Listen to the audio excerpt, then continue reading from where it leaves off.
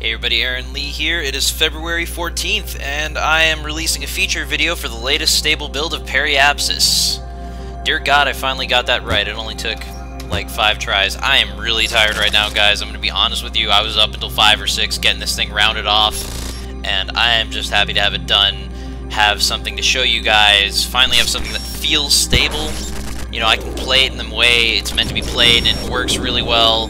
Probably gonna break the moment you deviate from the path, but that's totally chill, because, you know, this isn't even alpha yet. This is fucking around stage, kind of. But, you can see I've got a lot more features than last time. I've got a little man in a spaceship here, a little spaceship robot telling me stuff.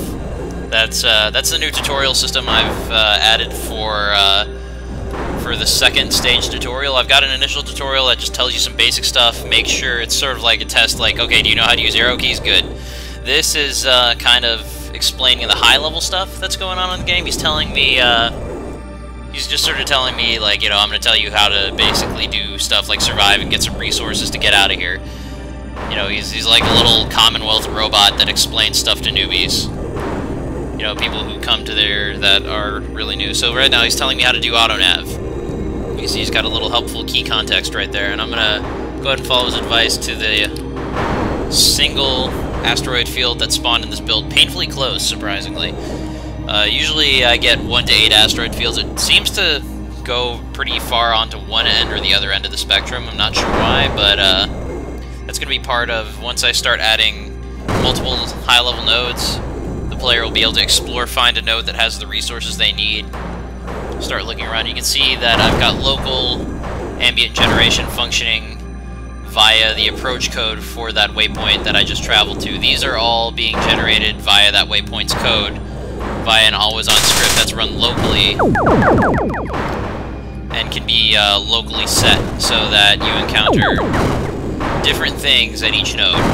I haven't implemented a lot of the custom features, but my eventual goal is to give different asteroid fields different resource levels, like different percentages, like different max levels, so you can find one that you know is like high yield in red ore or green ore, and eventually I'm probably going to add player note-taking or something so you can sort of know which one. But the asteroid fields are named for that purpose, so the player's going to have an easier time remembering what's what. I'm going to go ahead and travel back to the hub station so I can show you guys the new ore drop-off system. I had it implemented previously, but I wasn't really satisfied with it. I dropped the trade ships entirely, and the whole idea of there's just something that irks me about, like, docking with something than having a bunch of, like, HUD elements come up. I'd rather have it, like, the player has one main means of interaction, and that, in this case, is the spaceship. Really influenced by Derek Yu and Spelunky. I almost said Cave Story. God damn, I am tired. But, both good games, by the way, but both very tangentially related, though. Not the same game. But, very influenced by Spelunky, and the fact that you just basically move around as your character and do stuff. The menu is you walking around a bunch of rooms. The shop is just going up to stuff and picking it up Zelda style. I want to do something like that. I mean, it's a bit limited because I'm a spaceship, so it's not like you're going to go browse a shop, like go through the aisles of a supermarket with your maneuvering thrusters firing and your, like, your sedan-sized spaceship. Actually, more like your bus-sized spaceship, to be perfectly honest. But you can see how the docking system works now. You can see that I dropped off my ore.